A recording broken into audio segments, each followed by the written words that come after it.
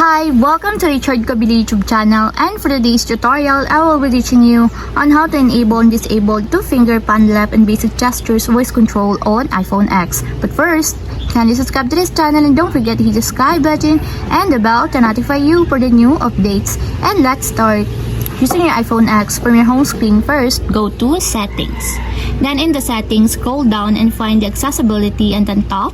Then in the Accessibility, scroll down again and go to Physical and Motor section and then tap the Voice Control.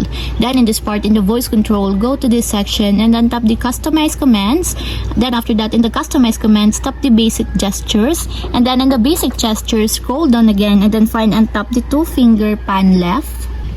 Then in the two-finger pan left, as you can see that it is already enabled. But you have to activate also the switch button under the confirmation required to fully enable the two-finger pan left and your basic gestures until it becomes green. And if you want to disable or turn off, just tap again the switch button just like this. And that's it, we have successfully enabled and disabled two-finger pan left and basic gestures voice control on iPhone X. If you have a question, you can comment down below and don't forget to hit the subscribe button and the bell to notify you for the new updates. And thank you for watching!